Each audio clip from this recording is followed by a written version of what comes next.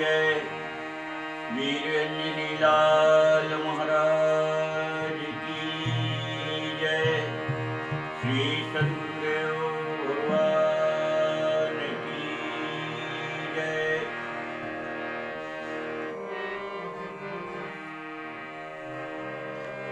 सीताराम जय सीताराम। सीताराम जय सीताराम। सीताराम जय सीताराम। सीताराम जय सीताराम। सीताराम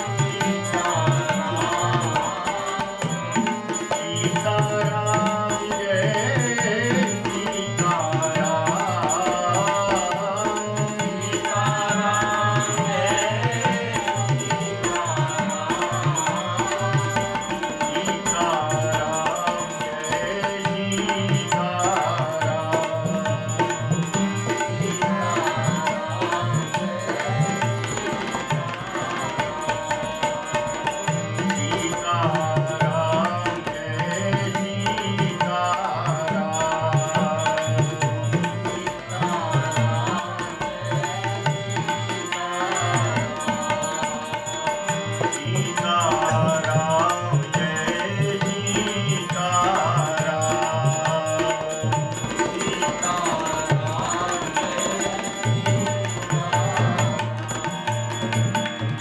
लाडली लाल की जय। श्री गणेशाय नमः। श्री सरस्वती नमः। श्री परम गुरु चरण कमलेभ्यो नमः। श्रीमते रामानुजाय नमः। गुरुर्ब्रह्मा गुरुर्विष्णु गुरुर्देव महेश्वरा गुरु साक्षात् परब्रह्म तस्मै श्री गुरुवे नमः। जेहि सुमरत सिद्ध होहि गणनायक करिवर वदन करहु अनुग्रह सोहि बुद्धि राशि शुभ गुण सदन। मूक होहि वाचाल पंगु चढ़हि गिरिवर गहन जासु कृपा सुदयाल द्रवहु सकल कली मल दहन। नील सरोरुह श्याम तरुण अरुण वारिज नयन करहु सुमूर धाम सदा क्षीर सागर शयन। कुंद इंदु समदेह उमा रमन करुणा अयन। जाहि दीन परनेह करहु कृपा मर्दन मयन। वंदौ गुरुपद कंज कृपा सिंधु नर रूप हरि महामोहतम पुंज जासु वचन रवि कर निकर। वंदौ पवन कुमार खलवन पावक ज्ञान घन। जासु हृदय आगार बसहि राम सर चाप धर। श्री राम कथा के रसिक तुम भक्ति राशि मति धीर। आए सुआसन लीजिए तेज पुंज कपिवीर। सियावर रामचंद्र महाराज की जय।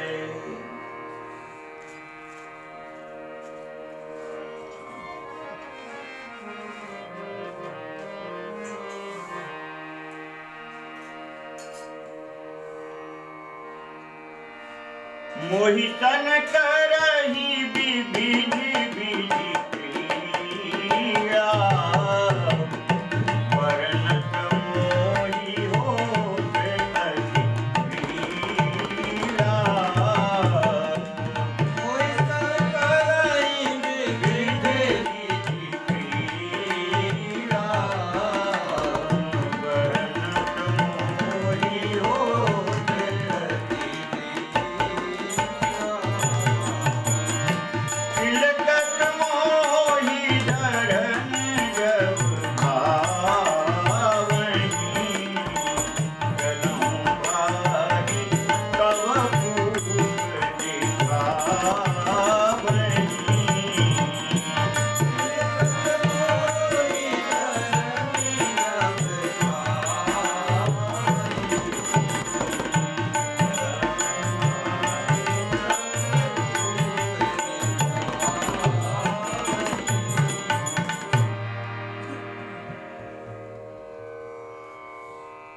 पूर्व कथा के प्रसंग में अपन श्रवण कर रहे थे।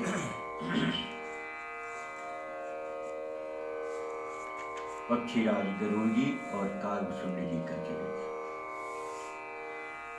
कागभूषुंड जी ने संपूर्ण रामचरित्र गरुड़ जी को सुनाया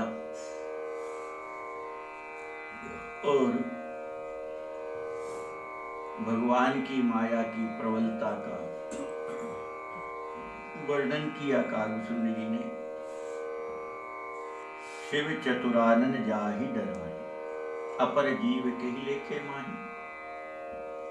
भगवान की जो माया है इतनी प्रबल है, इतनी प्रबल है कि इससे भगवान ब्रह्मा, भगवान शंकर जी भी डरते हैं, भयभीत रहते हैं कि जाने कब ये पटक नहीं देगी। फिर संसार के साधारण जीवों की कोई स्थिति नहीं बनती। जो सृष्टि का रचेता है वह भी जब डरता है तो सृष्टि में उत्पन्न होने वाले विषय जीव, इनका तो कोई अस्तित्व ही नहीं बनता है, इनका कोई लेखा ही जोखा नहीं है। कह रहे हैं कागभूषुंड जी कह रहे, प्रभु आपको जैसी माया लगी, नारद जी को लगी, भगवान शंकर जी, ब्रह्मा जी को लगी, तो माया एक बार हमको भी लगी, पर हमको जो लगी थी वह आप सबसे अलग है। हमें जो माया भगवान ने प्रेरित की वह आप सबकी माया से अलग है। कैसे अलग है? तो विचित्र घटना हुई कागभूषुंड जी के साथ। तो कागभूषुंड जी कह रहे, प्रभु हम जब जब रघुनाथ जी का अवतार होता, हम अवधपुरी में ठाकुर जी के साथ बाल स्वरूप बना करके, हम भी बाल स्वरूप बनाते। ठाकुर जी छोटे से रहते बाल स्वरूप, तो हम भी छोटे से कौआ बन जाते और महाराज दशरथ जी के आंगन में उनके साथ उनकी उस लीला में सम्मिलित रहते, खेलते।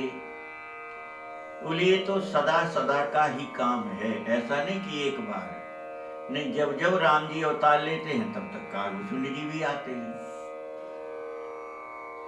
हर ब्रह्मांड में अवतार होता है तो हर ब्रह्मांड में कागभूषुंड जी बाल लीला में सम्मिलित रहते हैं।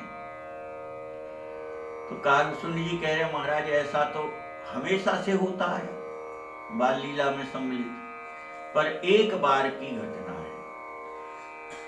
कौन सी घटना है? बोले इसी शरीर से, जिस शरीर से हम आपको कथा सुना रहे हैं, इसी शरीर से एक बार विचित्र घटना हुई। क्या हुआ? तो कह रहे एक बार अतिशय चरित और अतिशय सब चरित किए रघुवीर। एक बार अतिशय माने विशेष करके अत्यंत विचित्र चरित्र किया ठाकुर जी ने। और सुमिरत प्रभु लीला सोई पुलकित होत शरीर। कागभूषुंड जी को स्मरण भर हुआ उस समय की उस लीला का, तो सारा शरीर पुलकित हो गया, रोमांच हो गया, प्रेम से हृदय भर गया। तो कागभूषुंड जी सुना रहे थे कि पक्षीराज गरुड़ जी आंगन में सदा जैसे खेलते थे ऐसे ही हम भगवान के साथ खेल रहे थे।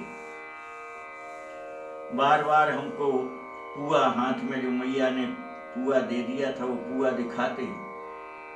हम जब पुआ पाने के लिए पास में जाते तो हमको झपट्टा मार के पकड़ने दौड़ते। जब पकड़ने दौड़ते तो हम दूर हो जाते उड़ करके। जब दूर चले जाते तो रोने लगते और रो रो करके फिर पुआ दिखाते। तो हम जैसे ही पास में आने लगते तो चुप हो जाते और पुआ दिखा करके बुलाते। तो ऐसा कई बार हुआ। मोहिसन करहि विविध विधि क्रीड़ा और बरनत हो मोह होत अति व्रीड़ा। कागभूषुंड जी कह रहे मुझसे जाने किस किस तरह की लीला करते हैं ठाकुर जी, कहाँ तक वर्णन करें। तो कागभूषुंड जी कह रहे महाराज कुछ लीलाएं तो ऐसी हैं जिनको कहने में हमें भी संकोच लग रहा, कैसे सुना दे वो आपको, कैसे कहें। तो ऐसी कौन सी लीलाएं हैं जो कारुसुंड जी को कहने में संकोच लग रहा है, लज्जा लग रही है। व्रीड़ा यानी लज्जा, तो हमको लज्जा लगती है। ऐसी कौन सी क्रीड़ा है जो भगवान की आपको सुनाने में लज्जा लगी? तो जैसे बालक, संसार के बालक खेल करते हैं, ऐसे ठाकुर जी बिल्कुल संसार के बालकों की तरह लीला करते। तब कारुसुंड जी को बड़ा आश्चर्य होता कि कैसे परब्रह्म परमात्मा गड़बड़ भी कर दें आंगन में और फिर हाथ से मचा भी दें, गड़बड़ कर दें, है ना, गीले पीले हो जाएं और फिर हाथ से सब गड़बड़ करें। अब बताओ, ये परब्रह्म परमात्मा ऐसी लीला करे तो आश्चर्य नहीं है? अब इस लीला को कौन कहे, कैसे कहे? तो कारुसुंड जी कह रहे ऐसी ऐसी लीलाएं करते कि जो हमको कहने में बड़ा संकोच लग रहा है। तो किलकत मोहि धरन जब धावई, किलक करके मुझे पकड़ने दौड़ते तो मैं भागता, और जब भागता तो फिर पुआ देख करके बुलाते, और जब हम पुआ लेकर के वो बुलाते तो हम पास में चले जाते, धीरे धीरे फुदक फुदक करके। तो जब पास में जाते तो कारुसुंड जी कह रहे हैं, आवत निकट हंसहि प्रभु भाजत रुदन कराई, जाऊं समीप गहन पद फिर चितय पराहि, लाडली लाल की जय। जब मैं पास में जाता तो मुस्कुराने लगते, हंसने लगते, परंतु जब पास जाते तो फिर किलक करके पकड़ने दौड़ते तो कारुसुंड जी भागते तो फिर भाजत रुदन कराएं, बोले जब हम दूर भागते तो रोने लगते। और पास इसलिए भी जाना चाह रहे थे, कारुसुंड जी कह रहे कि मेरी बड़ी तीव्र कामना थी कि एक बार जाकर के चरणों का स्पर्श तो कराएं, जाए समीप गहन पद फिर चितई पर आए।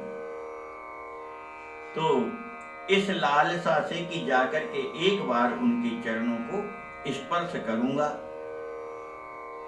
तो जैसे ही हम चरणों की ओर जाते तो पलट करके पीछे देखते और फिर हमको पकड़ने दौड़ने लगते।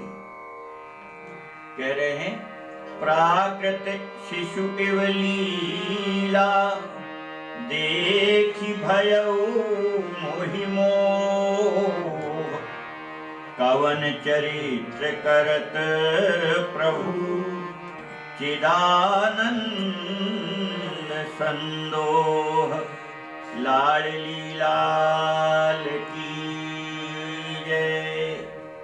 संसार के बच्चों के, बालकों के तरह ठाकुर जी आज लीला कर रहे थे, और ऐसी लीला देख करके मुझे संदेह हो गया, ये कैसा परब्रह्म परमात्मा, ये तो संसार के बालकों की तरह लीला कर रहे हैं। तो ऐसा तो नहीं हम धोखा खा गए हो, हम अवतार समझ करके आ गए हो, और कहीं सचमुच ये अवतार नहीं हुए, संसारी राजकुमार हुए तो कवे पकड़ के पंखा मरोड़ दें, कोई ठिकाना। तो अब भयभीत भी हो गए और मन में संदेह भी हुआ, बस इतना हुआ तो मोह भयउ अति मोह, बड़े भारी मोह में और कारुसुंड जी पहुंच गए। कवन चरित्र करत प्रभु चिदानंद संदोह, बार बार मन कह रहा था कि इस बार अवतार में कैसी लीला कर रहे, ऐसा तो कभी किया नहीं।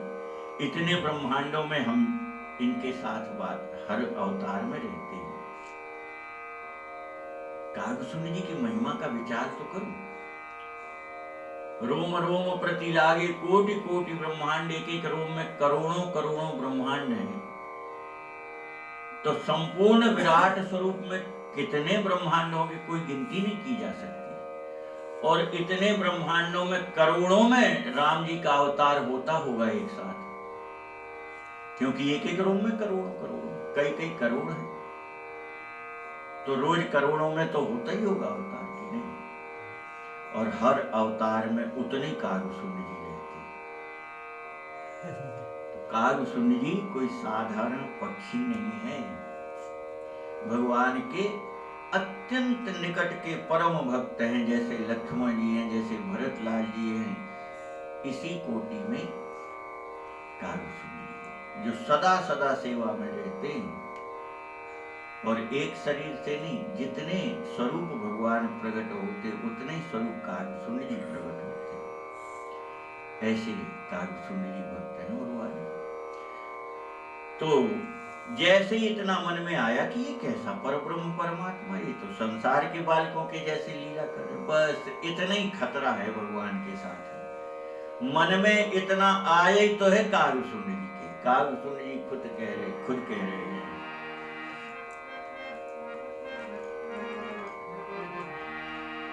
इतना मन आनत खगराया, रघुपति प्रेरित व्यापी माया। इतना मन आनत खगराया,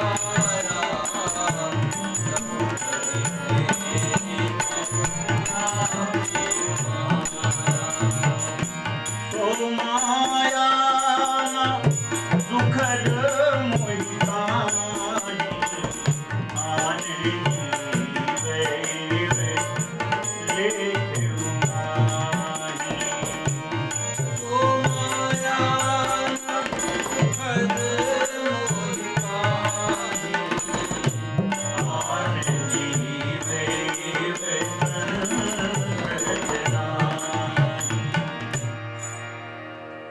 कागभूषण जी कह रहे पक्षीराज गुरु जी बस इतना मन में आया ही तो है, और रघुपति प्रेरित व्यापी माया।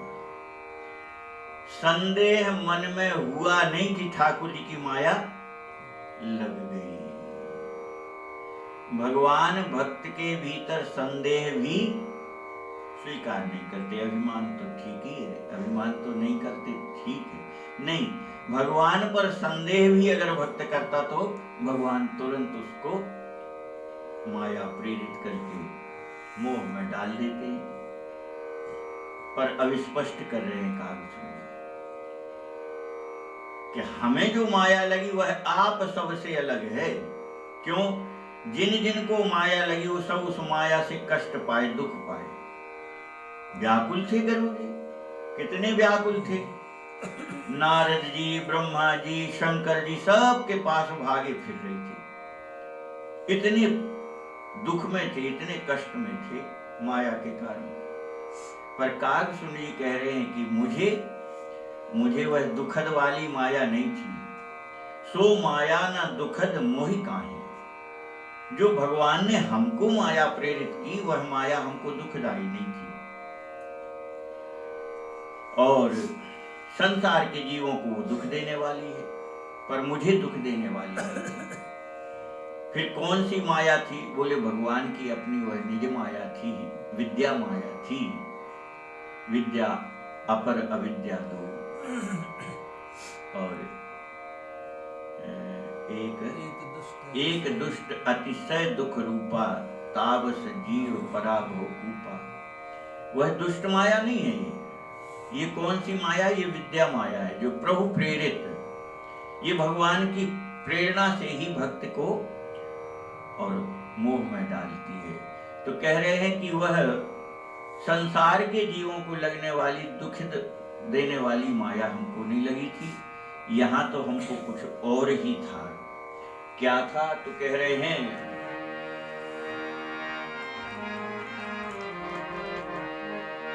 नाथ यहाँ कछु कारण माना, सुनो सावधान भैया। नाथ यहाँ कछु कारण माना,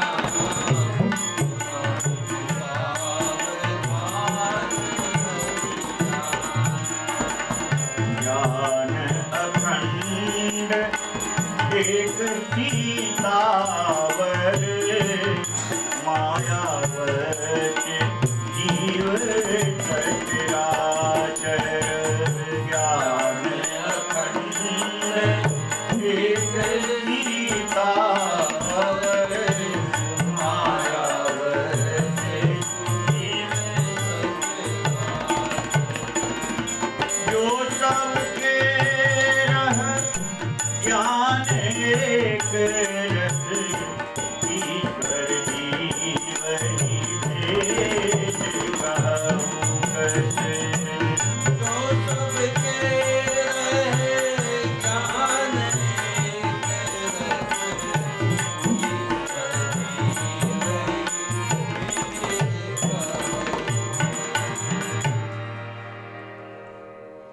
कागभूषण जी कह रहे पक्षीराज गुरु जी,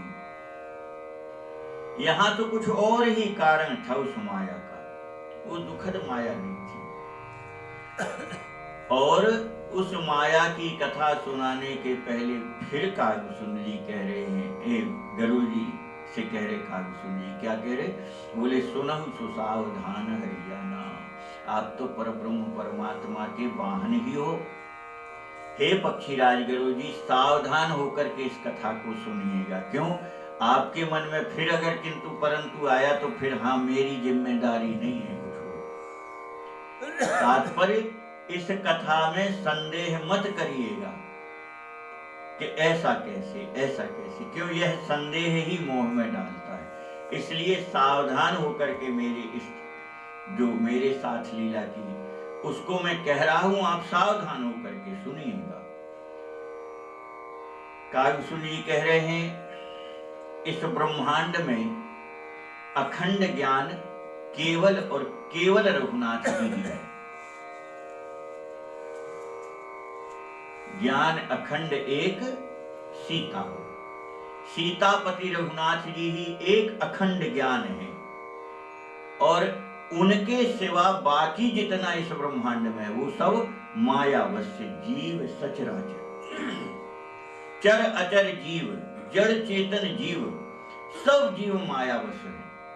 और इस सब जीव को कह करके चर अचर कह करके तात्पर्य वही है, चाहे भगवान शंकर जी हो, चाहे भगवान ब्रह्मा हो, चाहे भगवान विष्णु जी ही क्यों ना, वह सब उन परब्रह्म परमात्मा राम जी के ही द्वारा उत्पन्न है। और उत्पन्न है उनके द्वारा, तो माया से ही सृष्टि का निर्माण है, माया से ही ब्रह्मांड का निर्माण है। इसलिए उस ब्रह्मांड में जो कुछ है सब माया वश्य है, सब माया से, माया के अधीन है राम जी के। इसलिए कह रहे हैं कि इस ब्रह्मांड में अगर अखंड ज्ञान कोई है तो वो रघुनाथ जी है। और उनके सिवा बाकी सब मायावश्य है। कहने का तात्पर्य वही है कि फिर कोई उसमें ये नहीं कि अब वो तो परम भगवान है, वो तो ईश्वर है, वो तो सृष्टि के रचयिता है, वो सृष्टि का पालन करने वाले, ये कोई भेद नहीं है। फिर तो सब माया के वश है। अखंड ज्ञान रघुनाथ जी है। और जो सब कह रहे ज्ञान एक रस, कागभूषण जी कह रहे पक्षीराज गुरु जी, अगर किसी का ज्ञान अखंड बना रहे तो फिर भगवान और उस जीव में अंतर ही क्या रह जाएगा? ईश्वर जीव ही भेद कहु कस। अगर किसी का ज्ञान अखंड दृढ़ बना रहे तो फिर वो तो परब्रह्म परमात्मा ही हो गया, फिर जीव परमात्मा का भेद ही कैसे रहेगा? तात्पर्य एक राम जी को छोड़ करके जहां तक जो है वो सब मायावश्य है। उनका ज्ञान अखंड रहता ही नहीं है, कहीं ना कहीं ज्ञान खंडित होता रहता है, अखंड ज्ञान नहीं बना रहता। इसीलिए भगवान शंकर जी, भगवान ब्रह्मा सब मोह में पड़े। यही बहुबार नचावा मोही सोई व्यापी विहंग पति। तो ही ब्रह्मा जी कह रहे इसने बहुत बार मुझे भी नचाया, वही माया तो भी लगी। तो एक रघुनाथ जी ही एक रस ज्ञान यानी अखंड ज्ञान है। बाकी जितनी सृष्टि है सब माया के वश है और इसमें ज्ञान किसी का अखंड नहीं रहता। ज्ञान घटता बढ़ता रहता है। मायावश जीव अभिमानी, ईश्वरवश माया गुण खानी। जीव अभिमानी, ईश्वरवश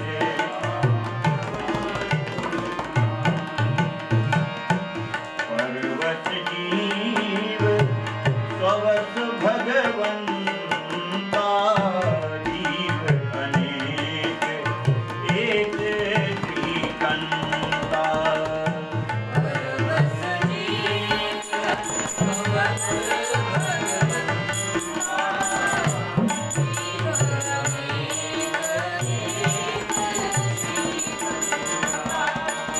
मुधा भेद यद्यपि कृत माया, बिन हरि जाए न कोटि उपाया। मुधा भेद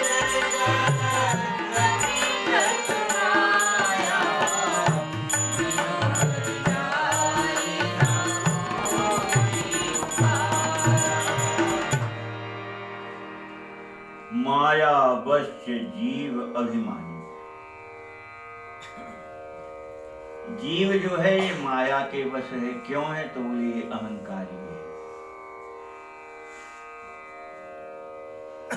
जीव जो है ये अहंकारी है, नहीं है। कहां से अहंकारी हो गया? बोले जब ते जीव भयो संसारी, छूट न ग्रंथ न होहि सुखारी। जैसे ये भगवान से विलग होकर के सृष्टि में आता है और इसकी संज्ञा हो जाती जीव। जब तक ये सृष्टि में नहीं आया तब तक ये परमात्मा का ही अंश है, परमात्मा जैसा ही है। पर परमात्मा से विलग होकर के जब वो संसार में आता तो इसकी संज्ञा हो जाती जीव। क्यों? ये संसार माया से निर्मित है और इसमें आने वाला जीव माया से बंधा हुआ है, बंधन में बंधा हुआ है। तो जैसे ही इस पृथ्वी पर स्पर्श होता है इसका और ये इसकी संज्ञा हो जाती जीव। है क्या ये? ईश्वर अंश जीव अविनाशी है। तो भगवान परब्रह्म परमात्मा का अंश अविनाशी है। उसी प्रकार आनंद के स्वरूप है। जैसे भगवान आनंद के सिंधु है, ऐसे ये जीव भी आनंद का ही स्वरूप है।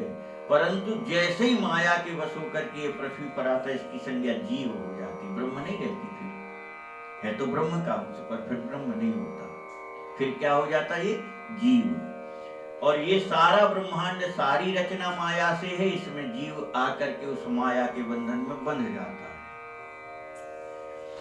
और ईश वश्य माया गुण खानी। और वह जो माया इसको बंधन में डालती है, इस संसार के बंधन में जो बांधती है माया, वह माया भगवान के बस में है, भगवान के अधीन है। माया खल नर्तकी विचारी। माया क्या है? भगवान की दासी है। कौन सी दासी? बोले भगवान का मनोरंजन करने के लिए वो नाच गान करके भगवान को प्रसन्न करती रहती, तो नचने वाली है माया। ऐसी वह माया उस परब्रह्म परमात्मा के अधीन रहती है। और इसलिए जब जीव इस माया के बंधन में बंधता है तो जीव स्वतंत्र नहीं रहता। भगवान स्वतंत्र है पर जीव स्वतंत्र नहीं है। परवश जीव और स्ववश भगवंता। भगवान स्वतंत्र है, मायापति है, पर ये माया के अधीन हो जाता तो ये परतंत्र हो जाता। परवश जीव, जीव स्वतंत्र नहीं है, जीव परतंत्र है। काय में परतंत्र हो गया? माया के अधीन हो गया तो परतंत्र हो गया, माया का दास हो गया, माया का गुलाम हो गया। और परब्रह्म परमात्मा कौन है? मायाधिपति, वो स्वामी है माया। तो कह रहे हैं परवश जीव स्ववश भगवंता। और जीव तो अनगिनती हैं, पर परमात्मा एक ही है। जीव अनेक, जीवों की कोई गिनती की जा सकती? संसार का व्यक्ति तो जीवों की गिनती नहीं कर सकता। क्यों? हमारे आपके बीच में हजारों नहीं, लाखों नहीं, करोड़ों जीव भ्रमण कर रहे हैं, जो हमें आपको खाली आंख से दिखाई नहीं दे। अपन लेंस से देखो तो छोटी सी जगह में लाखों की संख्या में आपको जीवाणु दिखाई दे। तो कितने जीव हमारे तुम्हारे बीच में? तो जीव की तो संख्या ही नहीं है, जीव अनेक, पर परमात्मा बोले वो तो केवल एक श्रीकंता, वह भगवान एक ही है, रघुनाथ जी एक ही है, और जीव अनेक है। जैसे हर ब्रह्मांड में भगवान शंकर ब्रह्मा विष्णु की स्थिति है, तो अनगिनती ब्रह्मांड है, अनगिनती भगवान शंकर, भगवान ब्रह्मा, भगवान विष्णु है, पर राम जी एक ही है। हर ब्रह्मांड में अवतार होने पर भी ऐसा नहीं कि राम जी हाँ बोले कि अब तो होते कि ब्रह्मांड में अवतार ले भी चले गए, नहीं, ऐसा नहीं। एक साथ अनेकों ब्रह्मांड में अवतार होने के बाद भी वो परब्रह्म परमात्मा का एक ही स्वरूप बना हुआ है, खंडित नहीं होता, अखंड है। और मुधा भेद यद्यपि कृत माया, काव्य सुनिए कह रहे पक्षीराज गुरु जी, यद्यपि माया झूठ है। बड़ा कठिन प्रसंग होता है। यद्यपि माया झूठ है, परंतु छूट नहीं सकता इससे। कब तक? बोले बिन हरि जाए न कोटि पाया। बिना भगवान की कृपा के कोई सोच ले कि हम माया से मुक्त हो जाए,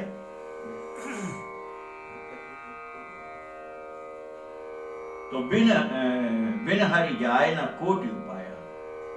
करोड़ों उपाय कर लो तुम, करोड़ों उपाय कर लो, पर माया से आप छूट नहीं सकते। छूटोगे तो कब छूटोगे? जब रघुनाथ जी ही कृपा करके तुम्हें छुड़ा, तो ही छूटोगे। बिना रघुनाथ जी की कृपा के आज तक कोई माया से छूट नहीं पाया। ये अकाट्य सत्य है, इसको कोई मैट नहीं सकता। वह जो भक्तमाल में परम पूज्य महाराज जी ने एक दृष्टांत दिया, उससे अच्छा उदाहरण दुनिया में दूसरा हो ही नहीं सकता। इतना बढ़िया उदाहरण दिया है कि उससे अच्छा दूसरा कोई उदाहरण है ही नहीं सकता माया से बंधने का। कह रहे यद्यपि माया झूठ है, फिर भी बंधा है जीव। अरे भाई, अब झूठ है तो बंध कैसे गया?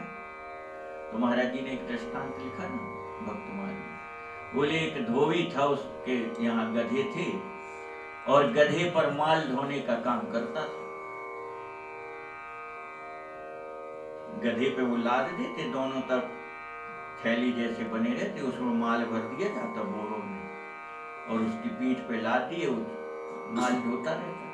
तो उसके पास बहुत से गधे थे, गधों पर माल ढोने का काम करता था।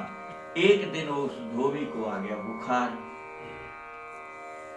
अब उसकी हिम्मत नहीं रही, तो उसने अपने लड़के से कहा कि भाई देख, मेरी आज तबीयत ठीक नहीं है, आज वहां का माल लाद करके वहां भेजना है, तुम चले जाओ, गधे हैं लाद के भेज दो। वो चला गया तो सारे गधे लादे, तो सब तो लद गए, पर एक गधा जो था वो लद ही नहीं रहा था। वो कान पकड़ करके उस गधे को लेकर के खड़ा करता, और जैसे सामान उठाता तब तक वो फिर चल देता। वो परेशान हो गया, पकड़ पकड़ के गधे को लाके खड़ा करे, सामान उठाने जाए, गधा फिर चला जाए। जब परेशान हो गया तो वो घर आया और पिताजी से कहा कि पिताजी बहुत परेशान है। क्यों? बोले एक गधा वो रुकते ही नहीं है, हम जैसे ही सामान उठाने जाते वो भाग भाग जाता, हम कान पकड़ के लाते वो फिर भाग जाता। उसके पिता ने कहा भाई तुमने उसको बांधा नहीं होगा। बोले तो बांधा तो आपने भी कभी नहीं उसको, हम क्या बांधे? अरे बोले तुमने ध्यान नहीं किया, मैं तो बांधता था, कभी तो रस्सी ले जाते दिखे नहीं, काहे में बांध देते। उसके पिता ने कहा कि भैया उस गधे का कान पकड़ के खड़ा करके और झूठ मूठ के उसके गले में ऐसा हाथ करके वो गठान लगा दो और नीचे खूंटा के यहाँ भी ऐसे झूठ मूठ की गठान लगा दो, फिर नहीं भागेगा। और प्रसन्न होकर के आया, गधे का कान पकड़ा, खड़ा किया, उसने खट से उसके गले में हाथ डाल के झूठ मूठ की गठान लगा के ऐसा नीचे बांधने का अभिनय किया। गधा खड़ा हो गया, उसने गधा लाद दिया। अब सामान तो लाद दिया, कोड़े पर कोड़े मारे पर वो चले ना।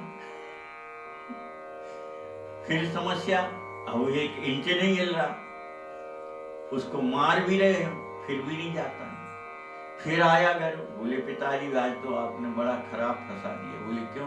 अरे बोले अब वो चल नहीं रहा है, लाद दिया है तो अब वो उसको कोड़े भी मार रहे तो वो हिलता ही नहीं है, वो खड़ा है पत्थर के जैसे। अरे बोले भैया तुमने उसको छोड़ा नहीं होगा। उसने कहा अच्छे हो, जब बांधा ही नहीं है तो छोड़ना कैसा? अरे बोले ऐसे कैसे नहीं बांधा, तुमने झूठ मूठ के हाथ करके बांधा था। बोले हाँ बांधा, झूठ मूठ का बांधा था। तो झूठ मूठ है, बंधा कहाँ है वो? अरे बोले जैसे झूठ मूठ का बंधा ऐसे झूठ मूठ का छोड़ना पड़ेगा। जा करके झूठ मूठ के ऐसा हाथ करके ऐसा कर दो कि छोड़ दिया। लड़का आया, उसने गले में हाथ डाल के ऐसा किया, गधा चल दिया। अब क्या बंधा था? और जब बंधा नहीं था तो फिर चल क्यों नहीं रहा था?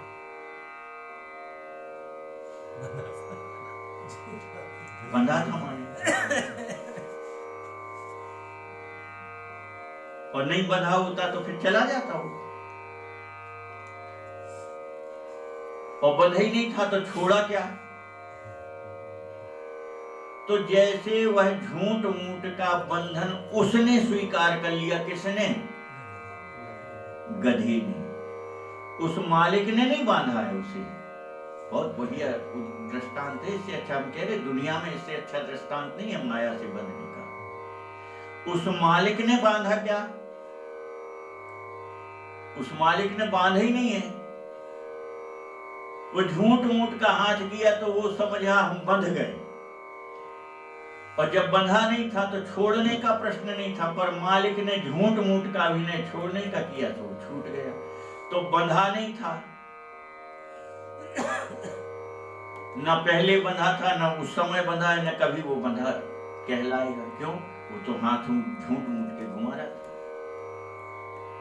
परंतु क्योंकि वह यह स्वीकार कर लिया कि हम बंधे हैं, और इसलिए तब तक वो नहीं चला जब तक कि वो झूठ मूठ का जैसे बंधन स्वीकार किया था, ऐसे ही झूठ मूठ का बंधन मुक्त उसने अपने आप को जब स्वीकार किया तब चला। बंधन मुक्त हुआ नहीं, वो बंधा ही नहीं था तो मुक्त क्या होना? पर उसने बंधन स्वीकार किया था और फिर बंधन का खुलना स्वीकार किया कि मेरा बंधन छूट गया, ये उसने स्वीकार किया।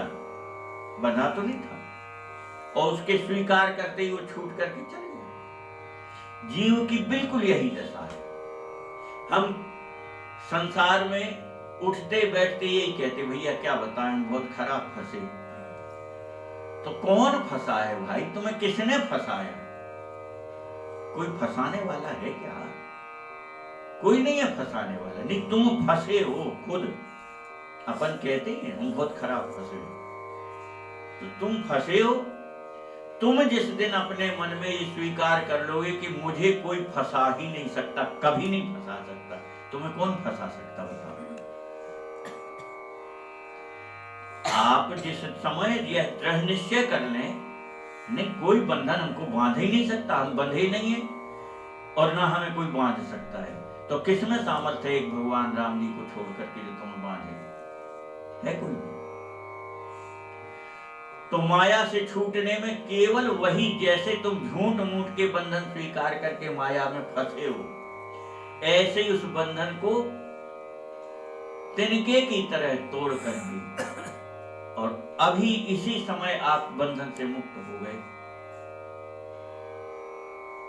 नहीं हो जाओ, उसी समय मुक्त हो जाओगे जिस समय आप दृढ़ निश्चय कर लो कि नहीं मैं कोई बंधन में नहीं, मैं उसका अंश हूं, और जैसा वो स्वतंत्र है ऐसे ही मैं स्वतंत्र हूं। यह दृढ़ता से जिस समय मन में बैठ जाए, जीव कभी नहीं बन सकता। ये जो परमहंस होते हैं उनका क्या है, उनका ज्ञान यही तो हो जाता, अखंड ज्ञान प्राप्त हो जाता, मैं वही हूं जो आप हो। और जब वो आप और हम अलग अलग नहीं है, वही हैं, तो मैं भी स्वतंत्र हूं, मुझ पर कोई बंधन लागू नहीं होता।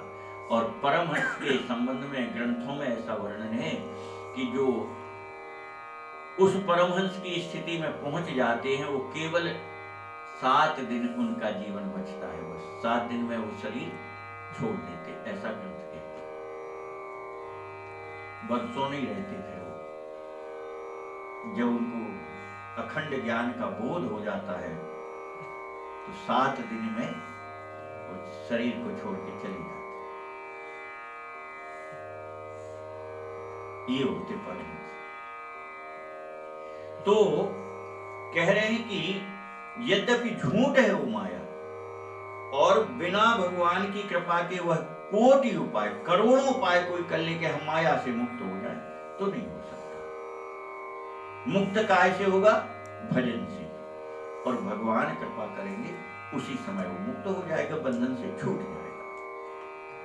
हाँ, आगे दोहा कह रहे, काव्य सुनिए। रामचंद्र के भजन बिन जो चह पद निर्वाण, ज्ञानवंत अपि सो नर, पशु बिन पूछ विषान।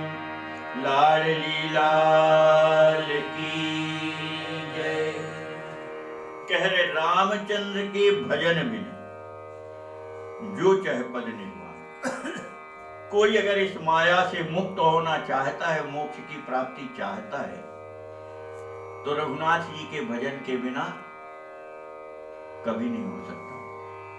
रामचंद्र के भजन बिना जो चह पद निर्वाण। तुम भजन करो ना राम जी का, और माया से छूटना चाहो, मुक्त होना चाहो, तो कह रहे हैं कि ये तो 3 काल में हो ही नहीं सकता। अरे तुम्हारी तो छोड़ो, नहीं, ज्ञानवंत बड़े बड़े ज्ञानी भले ही ब्रह्म ज्ञान की बात करें, परंतु अगर उसने रघुनाथ जी का भजन नहीं किया तो वह ज्ञान होते हुए भी कैसा है? बोले बिना सींग बिना पूंछ का पशु है, जानवर है वो, ज्ञानी। अगर उसने भजन नहीं किया तो तात्पर्य कितने ज्ञान हो जाए, सारे वेद पुराण शास्त्र तुम्हें कंठस्थ हो जाएं, खूब सोहम और अहम ब्रह्मास्मि कहने लगो, परंतु बिना राम जी के भजन के इस माया से नहीं छूट सकते, नहीं छूट सकते, नहीं छूट सकते। और माया से छूटना है तो भगवान का भजन करना ही होगा, बिना भजन के नहीं छूट सकते। कह रहे हैं राकापति षोडश कुवहि, तारागण समुदाय, सकल गिरिन धवलाइए, बिन रवि रात्रि न जाय। लाडली लाल की जय। कह रहे संपूर्ण आकाश में जितने तारागण हैं, सब एक साथ आकाश में प्रकट हो जाए। और 16 कला का जो चंद्रमा कहा गया है, जो शरद पूर्णिमा में 16 कलाओं से उदय होती है, ऐसे अपनी संपूर्ण 16 कलाओं से चंद्रमा का उदय हो जाए। और पृथ्वी पर जितने पर्वत हैं, उन सारे पर्वतों में आग लगा दी जाए, तब भी क्या अंधेरा दूर हो सकता रात्रि का? तब भी क्या रात्रि का अंधेरा दूर हो सकता? क्या नहीं हो सकता। रात्रि का अंधेरा दूर कब होगा? बोले जब सूर्य भगवान का उदय होगा। रवि बिन रात्रि न जाए। बिना सूर्य भगवान के उदय हुए रात्रि नहीं मिट सकती, अंधकार नहीं मिटेगा रात्रि का, चाहे तुम कितने उजेले कर लो। कह रहे कि संपूर्ण कलाओं से चंद्रमा का उदय हो जाए और संपूर्ण पृथ्वी पर जितने पर्वत हैं सब में दावा न लगनी लग जाए, तब भी अंधेरा नहीं जाएगा। अंधेरा जाएगा तो कैसे? सूर्य के प्रकाश से। तात्पर्य, कितने साधन करो दुनिया के, योग यज्ञ जप तप व्रत पूजा खूब कर लो, पर बिना भजन के, बिना रघुनाथ जी के भजन के और कोटि उपाय करोगे तो माया से छूट नहीं सकते। उसी प्रकार जैसे बिना सूर्य भगवान के उदय के अंधकार से नहीं छूट सकते, ऐसे ही बिना रघुनाथ जी के भजन के लाख उपाय करो, करोड़ों उपाय करो, पर माया से नहीं छूट सकते। माया से तो तभी छूट पाओगे जब भजन करो। अब कारुसुन जी कह रहे हैं,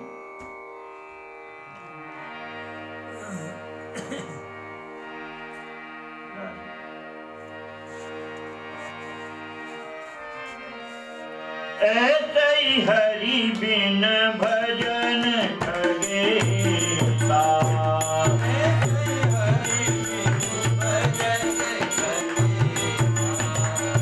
मिटई न जीवन बेर कलेता,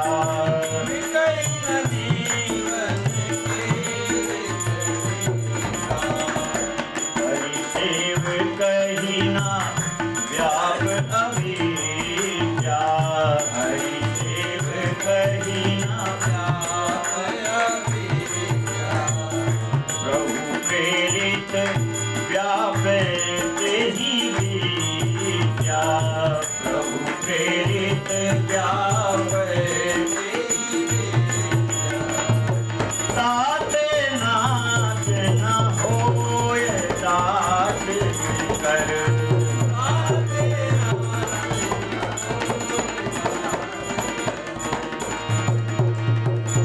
भेद भगति बाढ़े विहंग वर, भेद भगति बाढ़े विहंग वर। ऐसे ही हरि बिन भजन खगेसा, मिटे न जीवन केर कलेसा।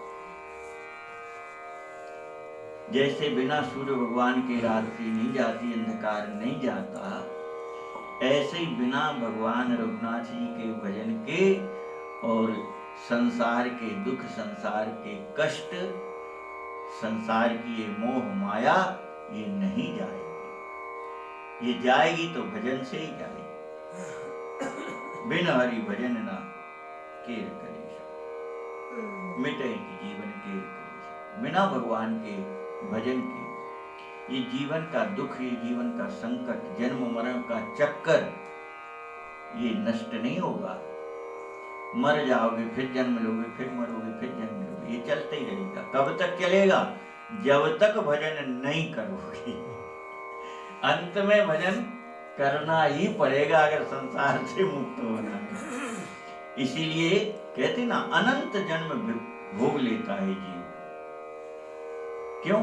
अरे मानव की योनि में भले ही तुम 60, 70, 80 और 100 पार कर जाओ, ठीक है। कीड़ा मकोड़ों का जन्म कितनी देर का होता? दिन में 6 बेर जन्म ले लेते वे भाई, 2-4 घंटा में उनका जीवन समाप्त, चक्र खत्म। अब जो ही देखो ना, वे कोरोना जो चल रहा है ना, कहते 2 घंटे जीवित रहता है इसका वायरस। अगर उस वायरस को कोई आधार ना मिले तो हवा में कितनी देर रहेगा? 2 घंटे। 2 घंटे के बाद खत्म हो जाता है। तो ऐसे वायरस, कई वायरस ये ठाकुर जी की माया में भटक रहे थे।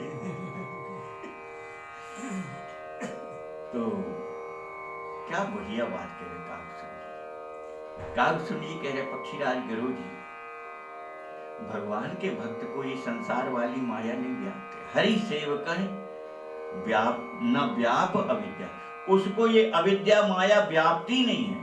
अविद्या माया कौन सी? जिसमें हम आप सब बंधे भटक रहे हैं। अविद्या माया में हम आप जो बंधे हैं, अविद्या माया में बंधे, विद्या माया में नहीं है। हम अविद्या माया में बंधे। ये हमारे, ये हमारे, ये हमारे, ये हमारा मकान, ये हमारा दुकान, ये हमारी संपत्ति, ये हमारे बेटे, ये हमारी पत्नी, ये हमारा भाई, ये हमारी नाते रिश्तेदार, ये जब तक है ये सब ये अविद्या माया है। तो पहले तो अविद्या माया से छूटना ही बड़ा संभव बहुत कठिन है। तो पहले तो अविद्या माया से मुक्त होना पड़ेगा। और अविद्या माया से मुक्त कब होगे? जब कोई साधन करोगे भगवान की प्राप्ति का, योग यज्ञ जप तप व्रत पूजा कुछ भी करोगे, तो करते करते अविद्या माया से छूट करके भक्ति की प्राप्ति होगी। और भक्ति की प्राप्ति हो जाने पर भी फिर भगवान के जन कहलाओगे, आप हरिजन हो जाओगे, भगवत भक्त हो जाओगे। भगवान के जब जन बन जाओगे तब भी फिर कौन सी माया का भय है? बोले विद्या माया का भय है। फिर भगवान की विद्या माया प्रेरित करती है, कब लपेट जाओ कोई ठिकाना नहीं। तो वह विद्या माया भी आपको ना व्यापे, उसके लिए बोले केवल भजन, केवल भजन। और जो भक्त होते हैं उनके जीवन में एक पलक गिरने का समय बिना भजन के नहीं बीतता है। सच्चे जो भक्त होते हैं उनका भोजन करना भी भजन, उनका स्नान करना, उनका शयन करना, उनका उठना बैठना सब कुछ भजन हो जाता है। सच्चे भक्त पलक गिरने का समय बिना भजन के उनका नहीं होता है। क्यों? उनका जीवन ही ठाकुर जी के लिए होता है। अभी रास की कथा में जैसे अपन सुने, गोपियों का अपना कुछ नहीं था, कुछ भी नहीं था। माने मैं या हम या अपन कहने की गुंजाइश गोपियों के पास थी ही नहीं। था तो क्या था? केवल और केवल कन्हैया, श्याम सुंदर, बस इसके आगे कुछ था ही नहीं। जो कर रही थी काय के लिए? कन्हैया। उसके आगे था क्या? वो अपने सुख के लिए कुछ कर रही थी? अपने सुख का होश ही कहां था उनको। वह तो इतने प्रेम में डूबी थी कि केवल कन्हैया कैसे सुखी हो। तो उनका सारा का सारा सर्वस्व केवल कन्हैया था,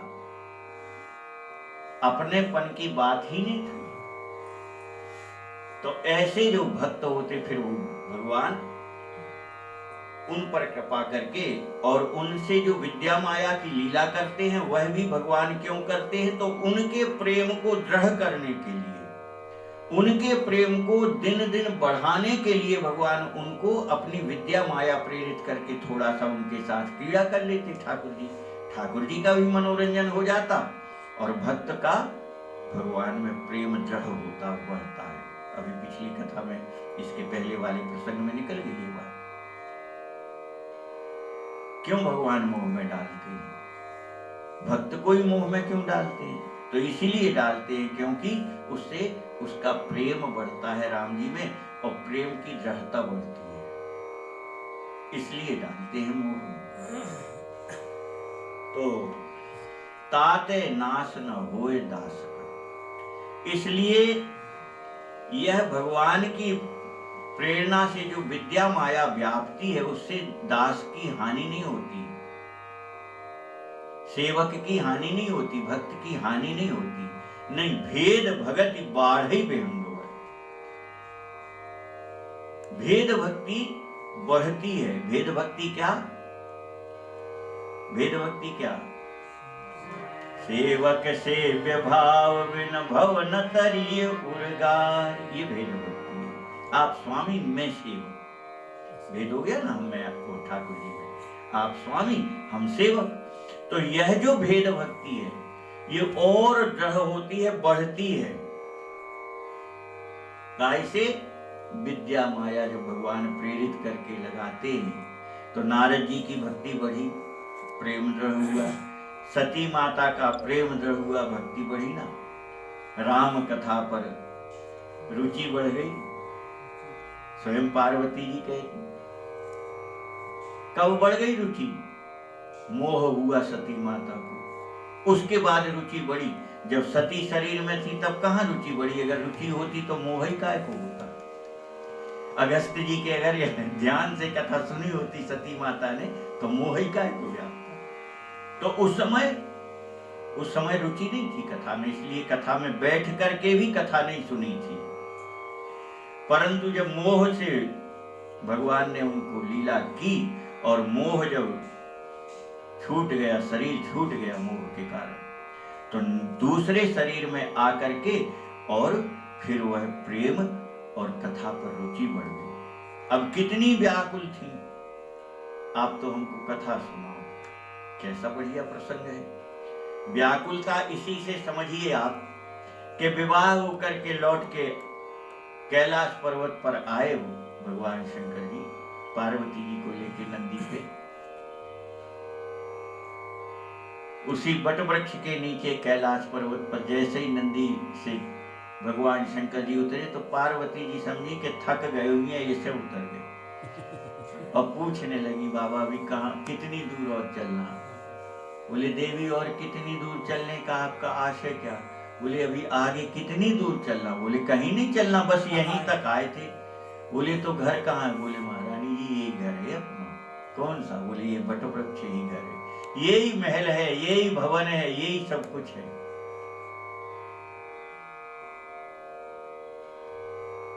पार्वती जी एक बार भी नहीं कही कि बाबा रसोई का तो बता दो कहाँ है तो हम कुछ बनाएं। कहना चाहिए था यही घर है, ठीक है। प्रसन्न हो गई पार्वती जी, ठीक है आप जैसे रखोगे हम वैसे ही रहेंगे। भगवान शंकर जी ने अपने हाथ से अपना आसन लगाया। निज कर दास नागर पुछाला, बैठे सहजे सम्मुख कृपाला। आसन लगाया, बैठे। पार्वती जी ने देखा भगवान एकदम शांत चित्त है, प्रसन्न है। जाकर के जैसे ही प्रणाम किया तो भगवान शंकर जी ने वाम भाग आसन तब दिया, अपने वामांग में आसन दिया। देवी विराजो, आप भी बैठो। विवाह होकर के आए, भगवान शंकर जी बैठे, पार्वती जी को बिठा लिया, बैठो। और जैसे ही वामांग में आसन दिया, पार्वती जी को अपने पूर्व जन्म का सारा चरित्र फिल्म की तरह दिख गया और व्याकुल हो गई। ये नहीं पूछा रसोई कहाँ है, जल कहाँ मिलेगा, नहीं। कैसी व्याकुलता है। पार्वती जी कहती हैं कथा जो सकल लोक हितकारी, सोई पूजन शैल कुमारी। आज सकल लोक हितकारी,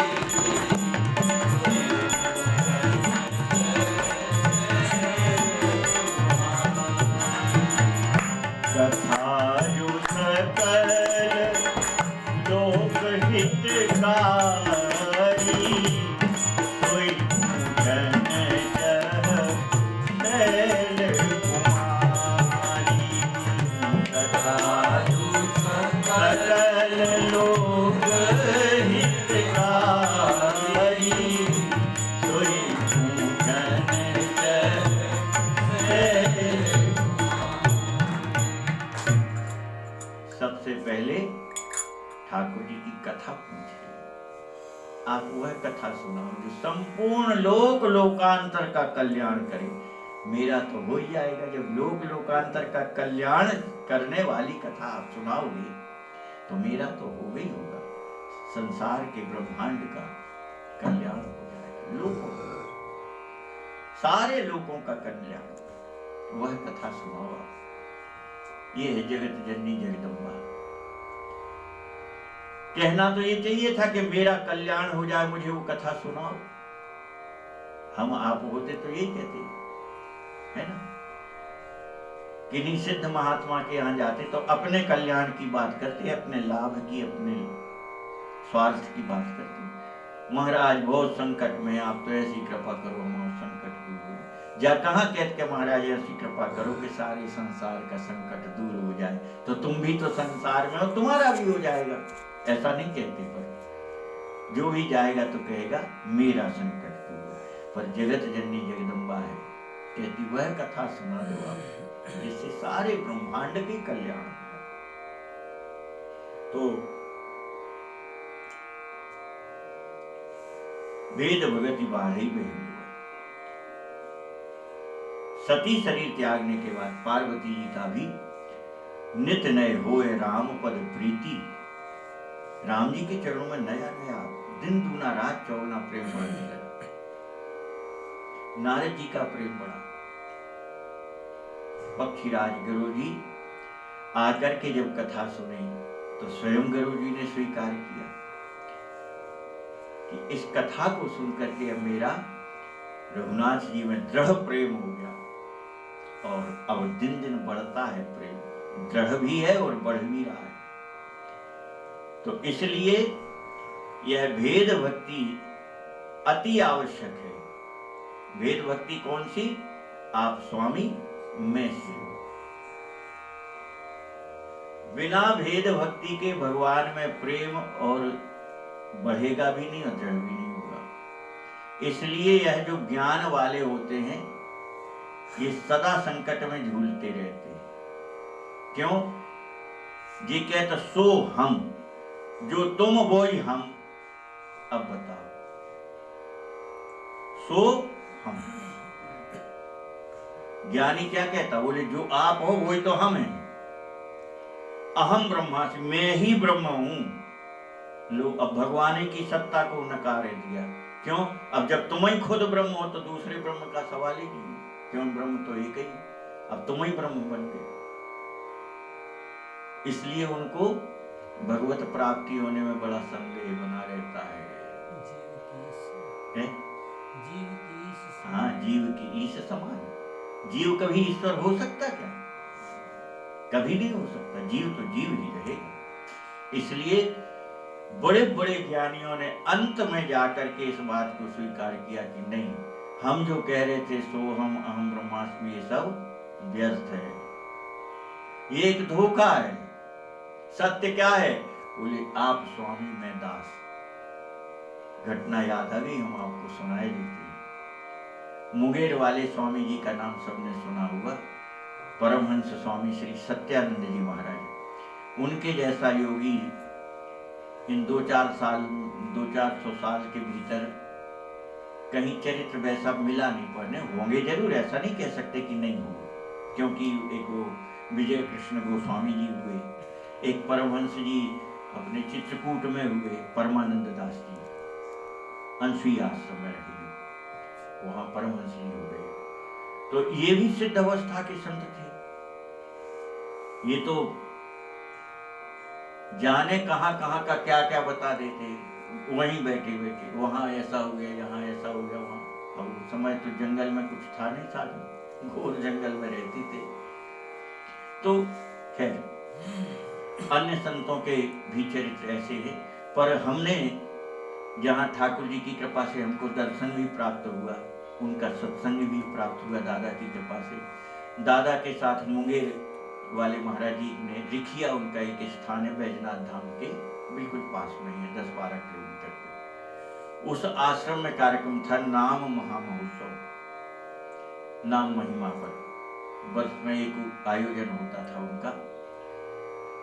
उस समय वो 1 महीने को अपने शिष्यों से सारे संसार के लोग जाएं दर्शन करें, सबसे मिलते थे। फिर 11 महीने वो किसी से नहीं मिलते थे, उसी आश्रम में बंद हो जाते थे। और अपने एक परम निकट के जो शिष्य थे, केवल वही उनकी देखरेख और उनकी व्यवस्था करते थे 11 महीने। ऐसी कठिन उनकी साधना थी। तो जब दादा उस कार्यक्रम में गए और दादा से उनका परिचय हुआ आमने सामने का, वैसे तो सतना वाले स्वामी जी जो थे प्रेमानंद जी, स्वामी प्रेमानंद जी महाराज, उनके माध्यम से गए थे। तो उन्होंने दादा के संबंध में उनसे बहुत चर्चा की। तो चर्चा एक अलग होती है और आमने सामने का मिलन एक अलग होता है। तो चर्चा के ही कारण उन्होंने कहा कि उनको बुलाओ दादाजी को। तो स्वामी जी ले गए थे उस कार्यक्रम में। और जब महाराज जी से मिले स्वामी जी से, तो पहले ही मिलन में उन्होंने थोड़ी ही देर में, माने 10-15 मिनट का ही मिलन हुआ, उसी में स्वामी जी, सतना वाले स्वामी जी से बोले, हरि प्रेमानंद जी से, कि कल से दादाजी को 1 घंटे का अलग से समय लेकर के यहाँ मेरे पास आया करें। और उन्होंने अपना समय बता दिया कि 10 से 11 ऐसा कुछ था सुबह का समय। बोले 1 घंटे दादा जी से हम सत्संग करेंगे, आप दादा को ले आओ। हजारों विदेशी, हजारों यहाँ के, कई हजारों की संख्या में वहां बड़े बड़े संत महात्मा और भक्त, उनके शिष्य सब थे। पर ये होती परख। मिलते ही दादा को उन्होंने जाने कैसे परखा और क्या उनका आकर्षण बना वो जाने। उन्होंने कहा 1 घंटा हम दादा से सत्संग करेंगे, जब तक दादाजी हैं आप लेके आए करें। अब हम लोगों को भी लाभ मिल गया, दादा के साथ हम लोग जाते तो दादा और वो आपस में बैठ के जब सत्संग होता, हम लोग ऐसे ही बैठे श्रवण करते। तब स्वामी जी ने अपने मुखारविंद से कहा, उनकी सारी रिकॉर्डिंग रहती हैं, वहां होंगी, वहां की रिकॉर्डिंग बाहर किसी को मिलती नहीं है, किसी को नहीं मिलती, ना किसी को रिकॉर्ड करने देती। वहां की रिकॉर्डिंग वहीं आश्रम में सुरक्षित रहती है और आश्रम जब चाहे उसको दिखाएगा, सुनाएगा। ये वहां की परंपरा है। तो महाराज उन्होंने ये बात दादा से कही। बोले दादा बहुत मेरा जीवन व्यर्थ चला गया।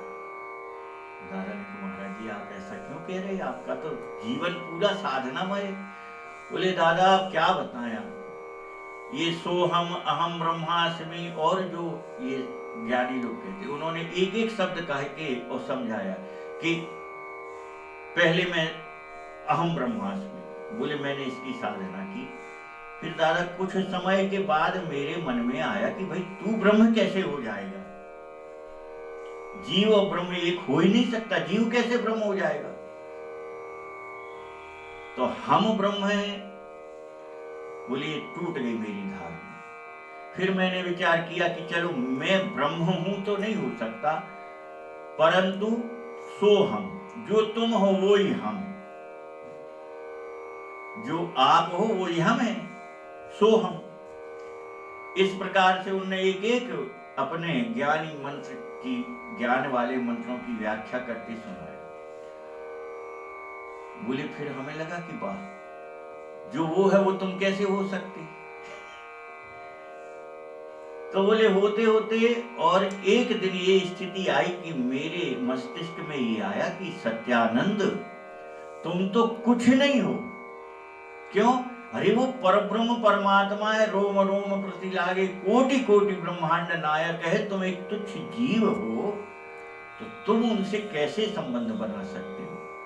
तो बोले ग्रंथों में बहुत पढ़े। बोले हमारे लाइब्रेरी में ऐसा एक भी ग्रंथ नहीं जो हमने ना पढ़ा। वो बड़ी भारी लाइब्रेरी, बहुत बड़ी, गजब के ग्रंथ हैं, सारी दुनिया के ग्रंथ उनकी लाइब्रेरी में। तो बोले इतने ग्रंथ पढ़े तो हमने सोचा कि चलो ग्रंथों में आया है कि भगवान से कोई रिश्ता बना लेना चाहिए, तो कोई रिश्ता बना लो। आप पिता बन जाओ, हम बेटा है, आप मेरी माँ हो, हम आपके बेटे। चलो तुम ही हो माता पिता, तुम ही, ये नहीं तो चलो बंधु भाई बना लो। अरे भाई भी कैसे बनेंगे, तो चलो सखा बना लो। अरे बोले सखा भी कैसे बनोगे, क्यों? सखा के लिए तो बराबरी का होना जरूरी है, मित्रता बराबरी वाले में टिकती है, तो हम सखा भी कैसे बनाएंगे आपको, आपसे हमारी क्या बराबरी। बोले दादा मैं बहुत उदास हो गया, कई दिन बीत गए इस चिंता में कि करें तो करें क्या।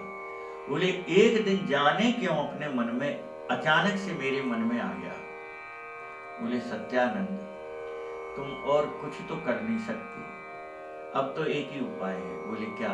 बोले झाड़ू ले लो, सेवा करो। सेवा तो कर सकते हो, झाड़ू तो लगा सकते हो।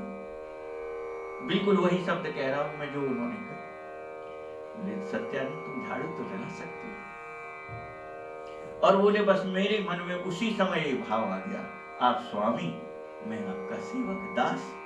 सेवक झाड़ू लगाएगा, दास झाड़ू लगाएगा, बोले दादाजी बस वह भाव आया, अचानक से मैंने रामचरितमानस उठा के पाठ किया, और वो तो बड़े भारी योगी है, वो तो कई कई दिन एक बैठक बैठे रहे, बैठक भी नहीं बदले, कई कई दिन, ऐसी सिद्ध स्थिति थी उनकी। तो बोले दादा हमने रामचरित उठा के पढ़ना प्रारंभ किया, हमें होश ही नहीं रहा, हम पूरा रामचरितमानस एक ही बैठक में पढ़ गए, एक बैठक में, आसन भी नहीं बदला।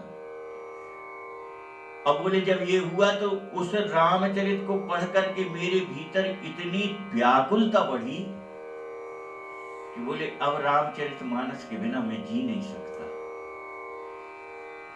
बोले मेरा सोना उठना भोजन सब कुछ अब रामचरित है। उनका आसन लगा हुआ था, रामचरित रखी थी। बोले दादाजी अब तो केवल जैसे ही मन को फुर्सत मिली, जैसे स्नान करके आए, नित्य का नियम किया, रामचरित खोले और बोले मन लग गया तो कहो रोज हो जाए, कई कई दिन बोले पूरी पूरी रामायण रोज कर लेता हूं।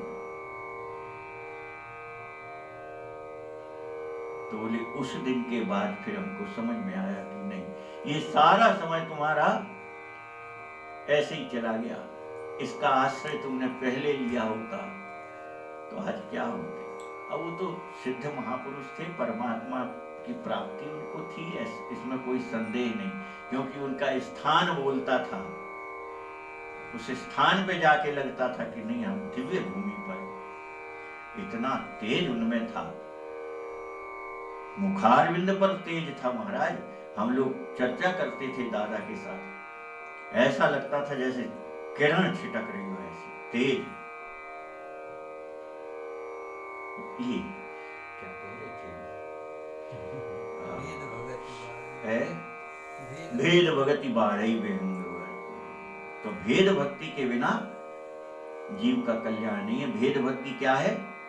आप स्वामी हम सेवक, सेवक सेव्य भाव बिन भव न तरी उलगाय। तो भ्रम ते चकित राम मोहि देखा, बिन से सो सुन चरित विशेषा। इस प्रकार हमको जब भ्रम हुआ तो रघुनाथ जी मेरी ओर देखे और देख करके हंसे। अब रघुनाथ जी के हंसने से क्या हुआ, आगे की कथा पर कल श्रवण करेंगे। आज का कथा का समय हो गया। लाल लाल की